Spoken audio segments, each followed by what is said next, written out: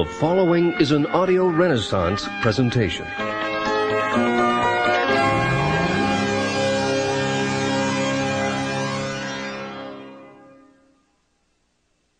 Hello, I'm Bill Hartley, president of Audio Renaissance. I'm very pleased to introduce you to this special 2-cassette edition of Napoleon Hill's classic, Think and Grow Rich, co-produced by Audio Renaissance Tapes and Cassette Productions Unlimited.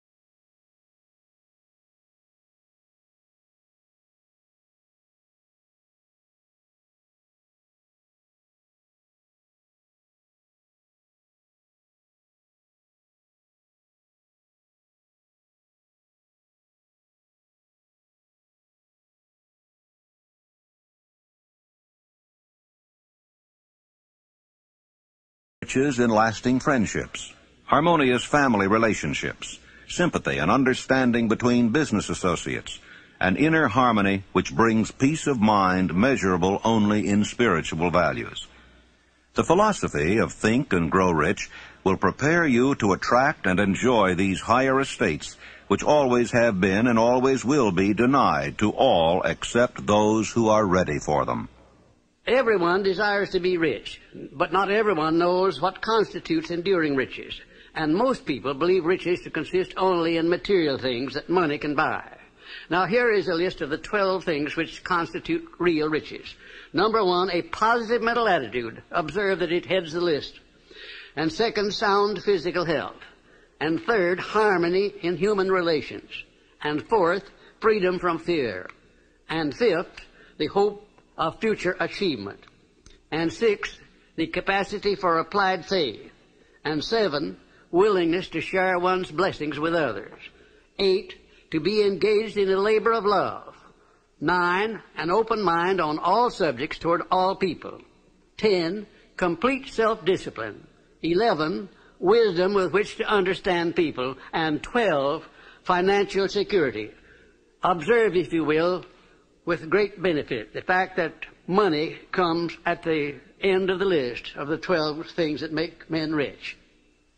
Be prepared when you begin to put the philosophy of Think and Grow Rich into action for a changed life which will not only ease the trials and stresses of living, but will also prepare you for the accumulation of material riches in abundance. In every chapter of this book, mention has been made of the money-making secret which has made fortunes for hundreds of exceedingly wealthy men whom I have carefully analyzed over a long period of years. If you are ready to put it to use, you will recognize this secret at least once in every chapter. I wish I might feel privileged to tell you how you will know if you are ready. but that would deprive you of much of the benefit you will receive when you make the discovery in your own way. As a final word of preparation, before you begin the first chapter, may I offer one brief suggestion which may provide a clue by which the Carnegie secret may be recognized. It is this: all achievement, all earned riches have their beginning in an idea. If you are ready for the secret, you already possess one half of it. Therefore, you will readily recognize the other half the moment it reaches your mind. When you begin to think and grow rich, you will observe that riches begin with a state of mind, with definiteness of purpose, with little or no hard work. You and every other person ought to be interested in knowing how to acquire that state of mind which will attract riches. I spent 25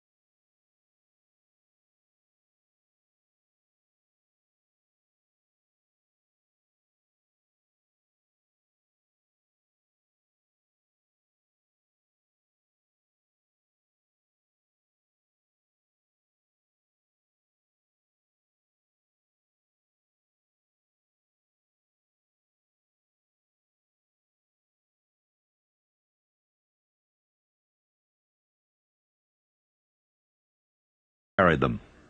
Addressing his men before the first battle, he said, "You see the boats going up in smoke.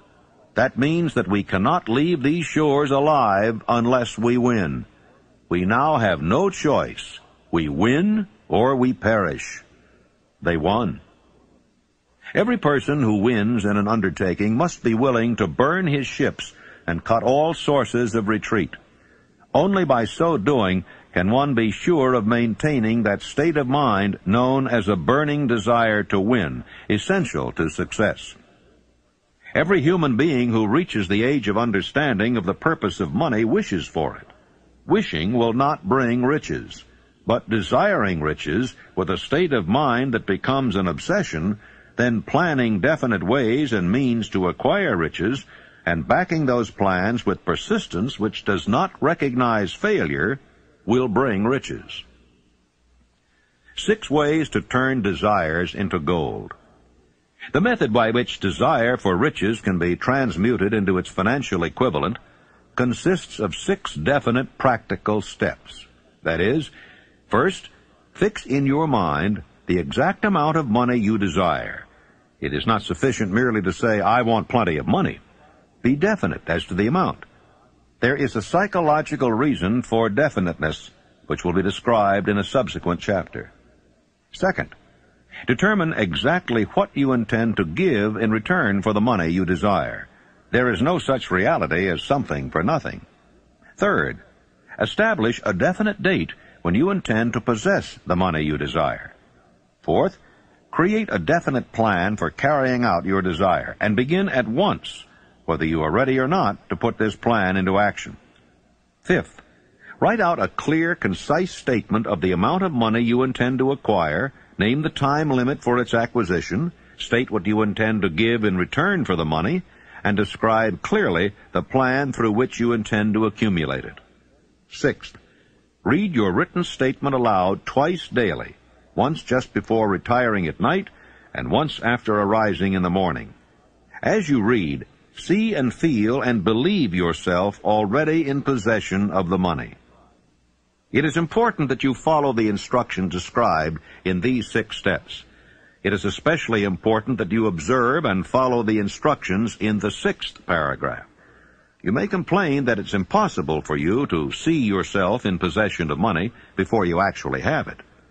Here is where a burning desire will come to your aid. If you truly desire money so keenly that your desire is an obsession, you will have no difficulty in convincing yourself that you will acquire it. The object is to want money and to become so determined to have it that you convince yourself you will have it. Can you imagine yourself a millionaire? To the uninitiated, who has not been schooled in the working principles of the human mind, these instructions may appear impractical. It may be helpful to all who fail to recognize the soundness of the 6 steps to know that the information they convey was received from Andrew Carnegie, who began as an ordinary laborer in the steel mills, but managed, despite his humble beginning, to make these principles yield him a fortune of considerably more than $100 million. It may be a further help to know that the 6 steps here recommended were carefully scrutinized by the late Thomas A. Edison, who placed his stamp of approval upon them as being not only the steps essential for the accumulation of money, but for the attainment of any goal. The steps call for no hard labor. They call for no sacrifice. They do not require one to become ridiculous or credulous. To apply them calls for no great amount of education. But the successful application of these 6 steps does call for sufficient imagination to enable one to see and to understand that accumulation of money cannot be left to chance, good fortune, and luck. One must realize that all who have accumulated great fortunes first did a certain amount of dreaming, hoping, wishing, desiring, and planning before they acquired money. You may as well know right here that you can never have riches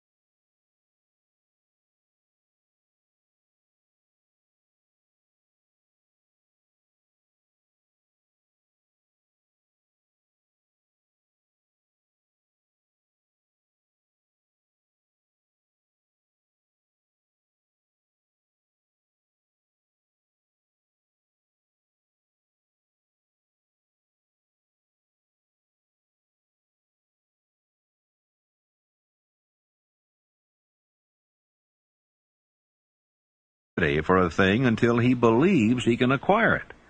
The state of mind must be belief, not mere hope or wish. Open-mindedness is essential for belief. Closed minds do not inspire faith, courage, and belief. Remember, no more effort is required to aim high in life, to demand abundance and prosperity, than is required to accept misery and poverty. I believe in the power of desire backed by faith, because I have seen this power lift men from lowly beginnings to places of power and wealth. I have seen it rob the grave of its victims. I have seen it serve as the medium by which men staged a comeback after having been defeated in 100 different ways. I have seen it provide my own son with a normal, happy, successful life, despite nature's having sent him into the world without ears. When my second son, Blair, was born, he was born without ears.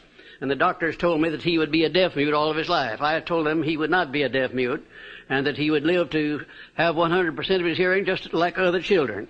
And one of these doctors came over and put his arm on my shoulder, and he said, "Now look here, Napoleon. There are some things in this world that neither you nor I nor anyone else can do anything about. And now you face one of those situations." I said, "Doctor, there is nothing in this world that I can't do something about, if it's nothing more than adjust myself to an unpleasant situation so it does not destroy my spirit." I went to work on that child through prayer before I ever saw him. I worked on him continuously, almost 4 hours a day for the first 4 years of his life. And at the age of about 18 months, we recognized that he was beginning to hear. We didn't know just how much. But by the time he had reached the 4th year, he had developed 65% of his normal hearing.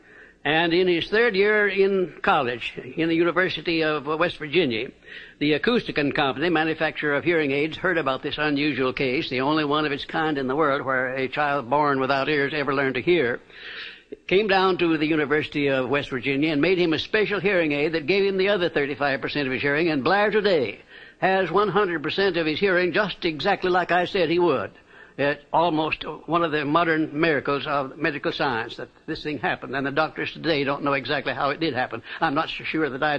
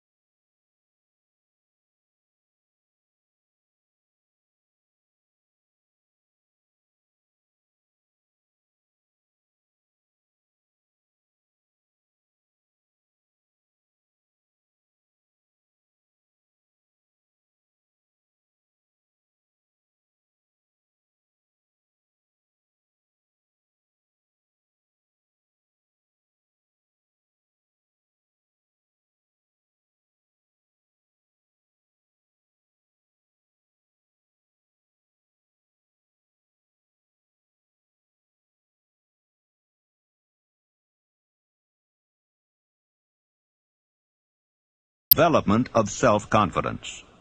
Fourth, I have clearly written down a description of my definite chief aim in life, and I will never stop trying until I shall have developed sufficient self-confidence for its attainment.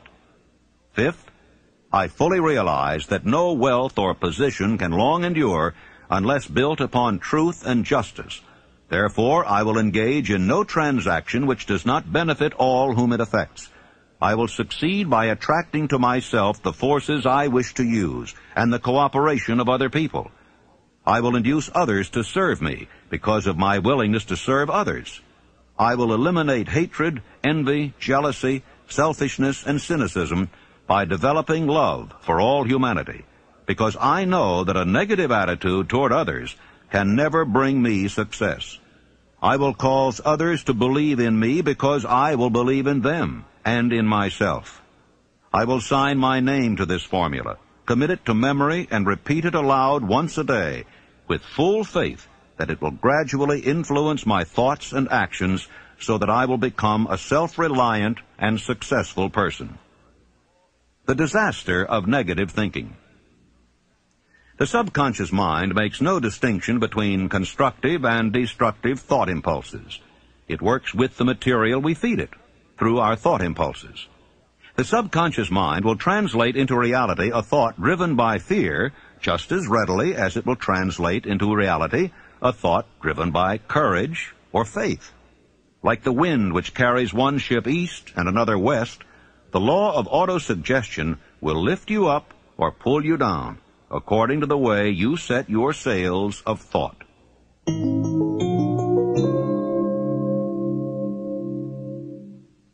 Autosuggestion, the medium for influencing the subconscious mind, the third step toward riches. Autosuggestion is a term which applies to all suggestions and all self-administered stimuli which reach one's mind through the five senses. Stated in another way, autosuggestion is self-suggestion.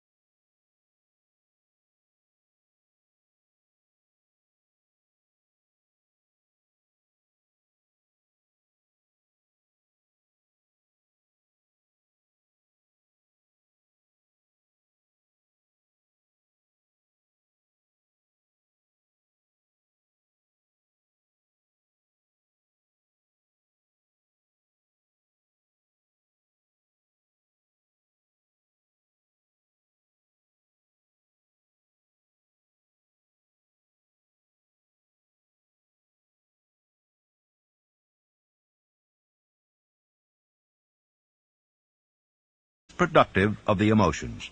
Follow the instructions given in the chapter on faith. These instructions may at first seem abstract. Do not let this disturb you. Follow the instructions, no matter how abstract or impractical they may at first appear to be. The time will soon come, if you do as you've been instructed, in spirit as well as in act, when a whole new universe of power will unfold to you.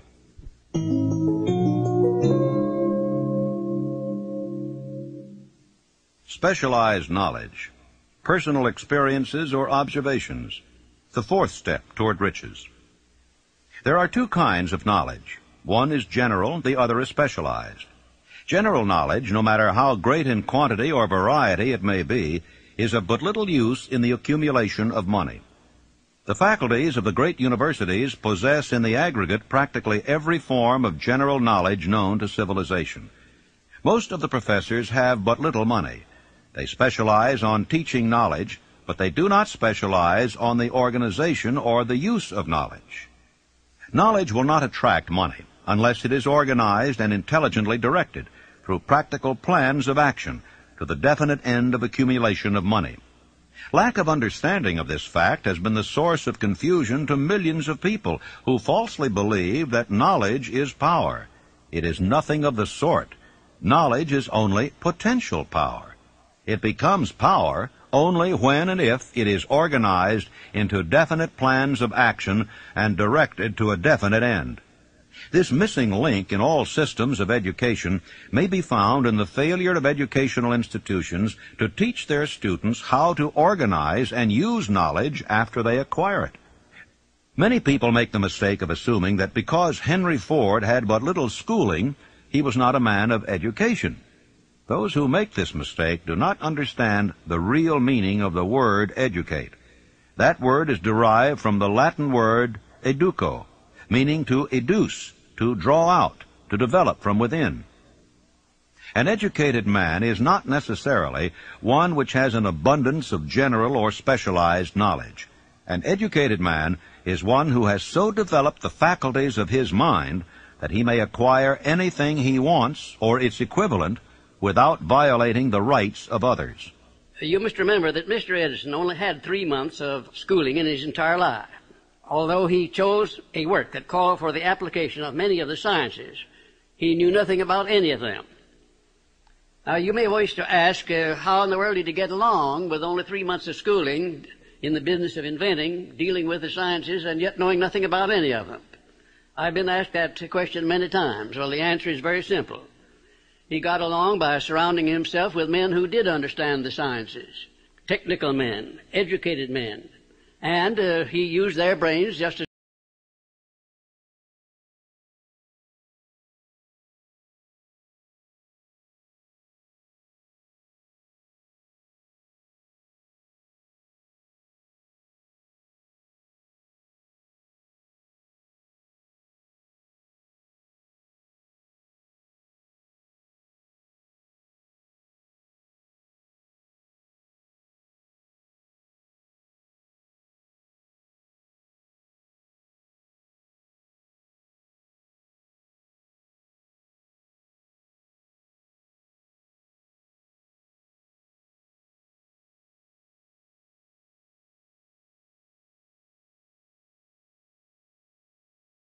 organized and intelligently directed specialized knowledge. But that knowledge does not necessarily have to be in the possession of the man who accumulates the fortune. The preceding paragraph should give hope and encouragement to the man with ambition to accumulate a fortune who has not possessed himself of the necessary education to supply such specialized knowledge as he may require. Men sometimes go through life suffering from inferiority complexes because they are not men of education. The man who can organize and direct a mastermind group of men who possess knowledge useful in the accumulation of money is just as much a man of education as any man in the group. Back of all ideas is specialized knowledge. Unfortunately, for those who do not find riches in abundance, specialized knowledge is more abundant and more easily acquired than ideas. Because of this very truth, there is a universal demand and an ever-increasing opportunity for the person capable of helping men and women to sell their personal services advantageously. Capability means imagination, the one quality needed to combine specialized knowledge with ideas in the form of organized plans designed to yield riches. If you have imagination, this chapter may present you with an idea sufficient to serve as the beginning of the riches you desire. Remember, the idea is the main thing. Specialized knowledge may be found just around the corner. Any corner.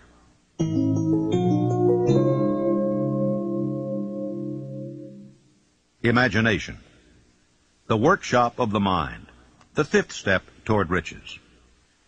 The imagination is literally the workshop wherein are fashioned all plans created by man.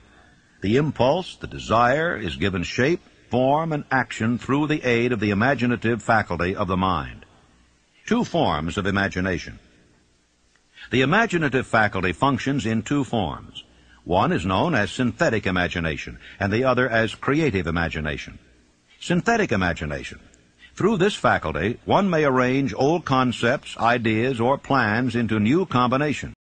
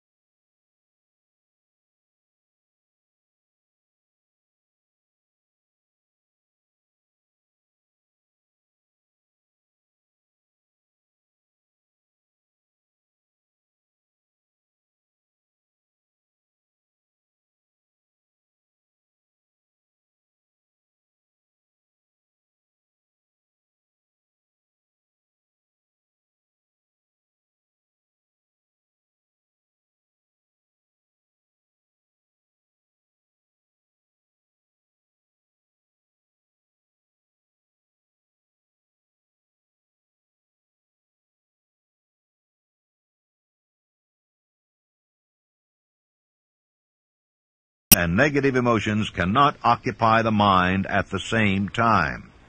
One or the other must dominate. It is your responsibility to make sure that positive emotions constitute the dominating influence of your mind. Here, the law of habit will come to your aid. Form the habit of applying and using the positive emotions. Eventually, they will dominate your mind so completely that the negatives cannot enter it. Only by following these instructions literally and continuously can you gain control over your subconscious mind.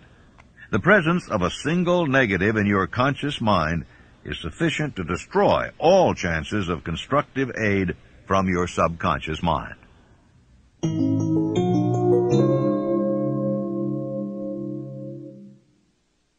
The brain, a broadcasting and receiving station for thought, the 12th step toward riches.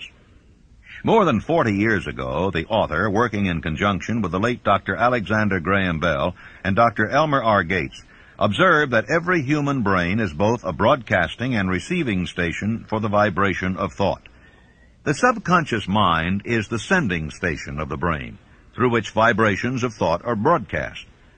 The creative imagination is the receiving set, through which the energies of thought are picked up. Along with the important factors of the subconscious mind and the faculty of the creative imagination, which constitute the sending and receiving sets of your mental broadcasting machinery, consider now the principle of autosuggestion, which is the medium by which you may put into operation your broadcasting station. Through the instructions described in the chapter on autosuggestion, you were definitely informed of the method by which desire may be transmuted into its monetary equivalent. Operation of your mental broadcasting station is a comparatively simple procedure. You have but 3 principles to bear in mind and to apply when you wish to use your broadcasting station: the subconscious mind, creative imagination, and autosuggestion. The stimuli through which you put these 3 principles into action have been described, and the procedure begins with desire. The greatest forces are intangible. Through the ages which have passed, man has depended too much upon his physical senses, and has limited his knowledge to physical things, which he could see, touch, weigh, and measure. We are now entering the most marvelous of all ages, an age which will teach us something of the intangible forces of the world about us.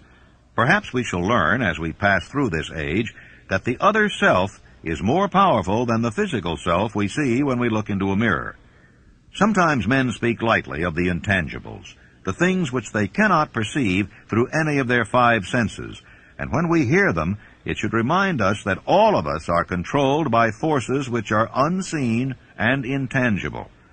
The whole of mankind has not the power to cope with nor to control the intangible force wrapped up in the rolling waves of the ocean. Man has not the capacity to understand the intangible force of gravity, which keeps this little earth suspended in space, and keeps man from falling from it, much less the power to control that force. Man is entirely subservient to the intangible force which comes with a thunderstorm, and he is just as helpless in the presence of the intangible force of electricity. Nor is this by any means the end of man's ignorance in connection with things unseen and intangible. He does not understand the intangible force and intelligence wrapped up in the soil of the earth, the force which provides him with every morsel of food he eats, every article of clothing he wears, every dollar he carries in his pockets.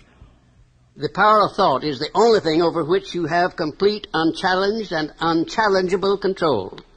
Controlled by power of will. In giving human beings control over but one thing, the Creator must have chosen the most important of all things. This is a stupendous fact that merits your most profound consideration. If you give it this sort of consideration, you will discover for yourself the rich promises available to those who become masters of their own mind power through self-discipline.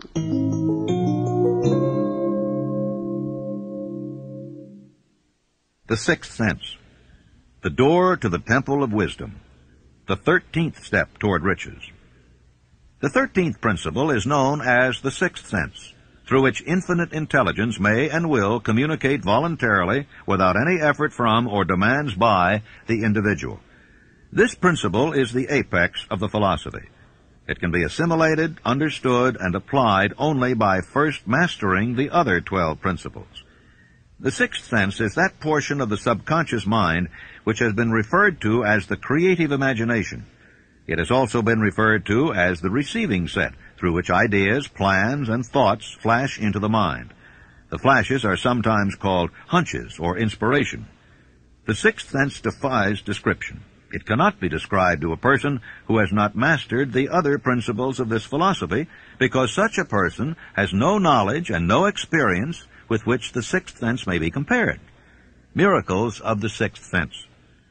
The author is not a believer in, nor the advocate of miracles, for the reason that he has enough knowledge of nature to understand that nature never deviates from her established laws. Some of her laws are so incomprehensible that they produce what appear to be miracles. The sixth sense comes as near to being a miracle as anything I have ever experienced.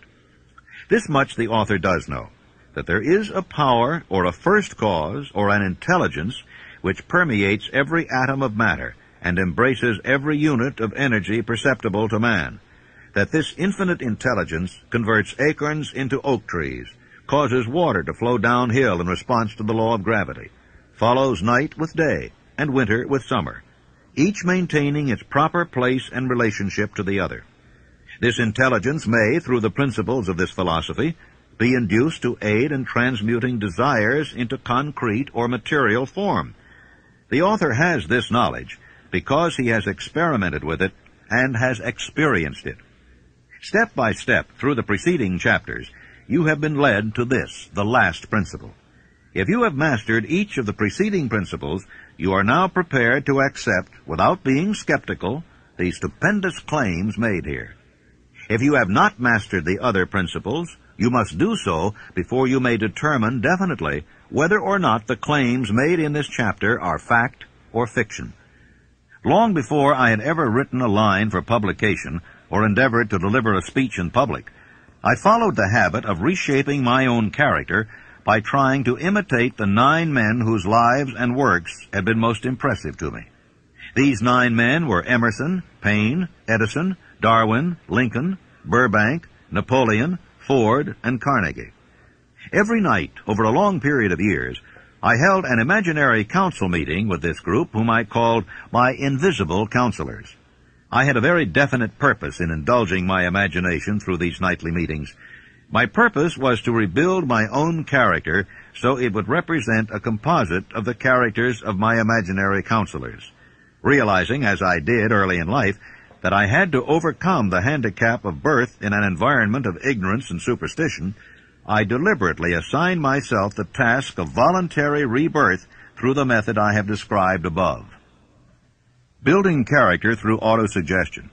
I knew, of course, that all men have become what they are because of their dominating thoughts and desires. I knew that every deeply seated desire has the effect of causing one to seek outward expression through which that desire may be transmuted into reality. I knew that self-suggestion is a powerful factor in building character, that it is, in fact, the sole principle through which character is built. With this knowledge of the principles of mind operation, I was fairly well armed with the equipment needed in rebuilding my character. In these imaginary council meetings, I called on my cabinet members for the knowledge I wished each to contribute. My method of addressing the members of the imaginary cabinet would vary according to the traits of character in which I was, for the moment, most interested in acquiring. I studied the records of their lives with painstaking care. After some months of this nightly procedure, I was astounded by the discovery that these imaginary figures became apparently real. Each of these 9 men developed individual characteristics which surprised me. For example, Lincoln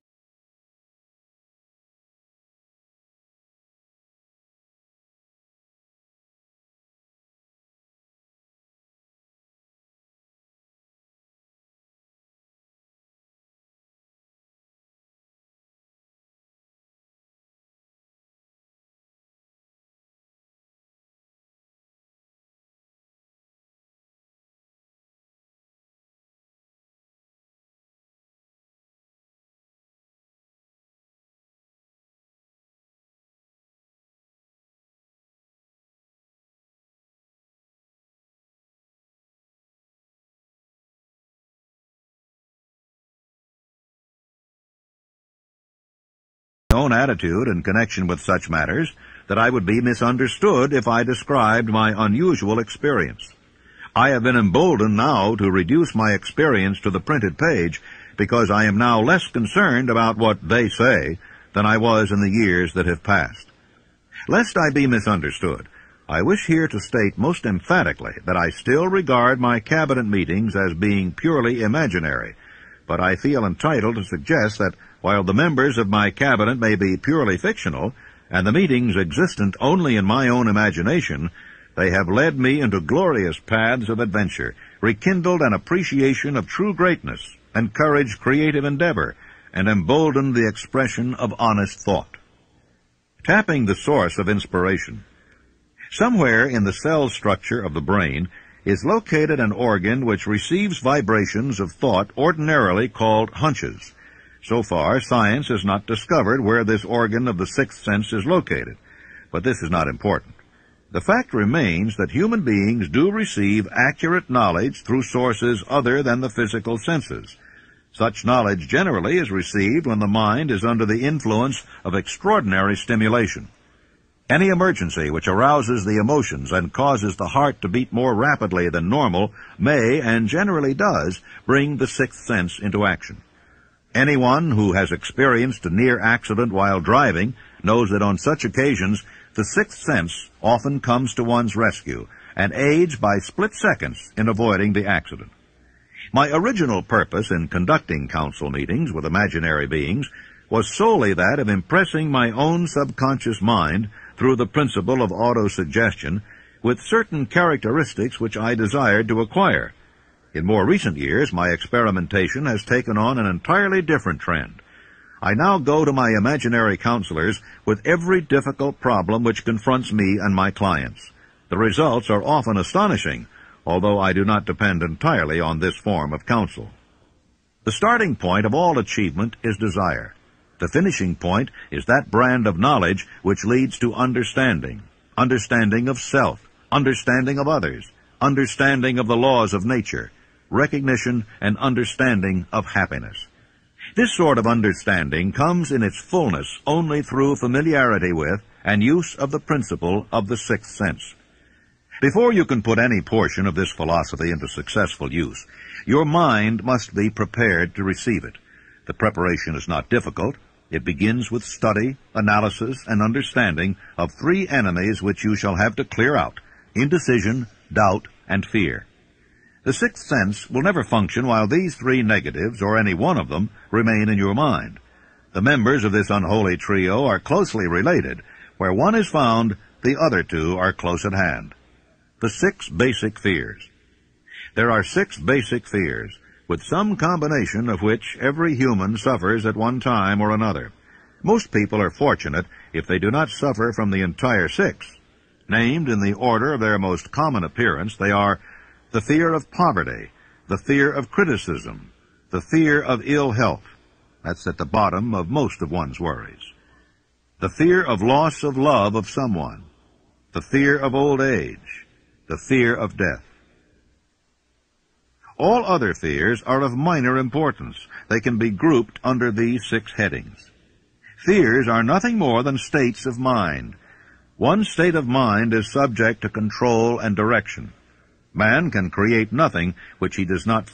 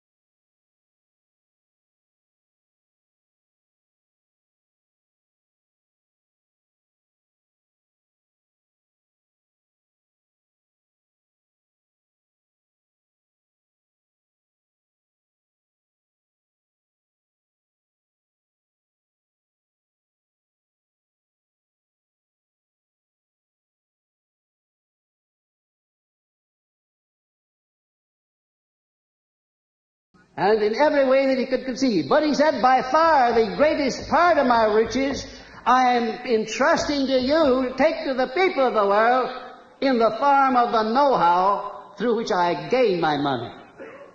And he said, if you carry through the trust and perfect your job, as I sincerely believe you will, you'll live to see the time when you're far and away richer than I am, and when you will have made many more successful men than I have ever made. And ladies and gentlemen, when Mr. Carnegie made that statement, it was just too much for me to swallow. I thought, well, Mr. Carnegie has never flattered me before. He's never said anything that didn't turn out to be right, but that's just one of those things that never could happen. I have already made thousands of times more successful men than Mr. Carnegie ever had. Thousands of times, and I'm still in the process of making. You know, ladies and gentlemen, during those 20 years of research that I put into the building of this philosophy, I ran into some very profound facts and truths. And one of them consists in this fact, that when a great crisis comes over the world, there always comes out some unknown with the formula for dissolving that crisis. Like Abraham Lincoln, for instance, in the time of need, when this country was about to be split asunder by internal strife. By George Washington preceding Lincoln. By Franklin D. Roosevelt at the time when the people were stampeded with fear and they were standing in great lines to draw their money out of the bank. And I sometimes wonder if this hand of destiny, which has such a long arm behind it, doesn't reach over in places like the one where I was born and lift out people out of humble and lowly stations and give them great jobs to do in life as an inspiration and an object lesson to other people to show what can be done when one recognizes the God-given power of thought and puts it to proper use. Because if you really and truly tune in on the main line of my source of faith and my source of enthusiasm, become indoctrinated with this philosophy, no matter what it is that you're doing in life, what it is you want to do, you'll find the way always open, and I thank you very much. Thank you.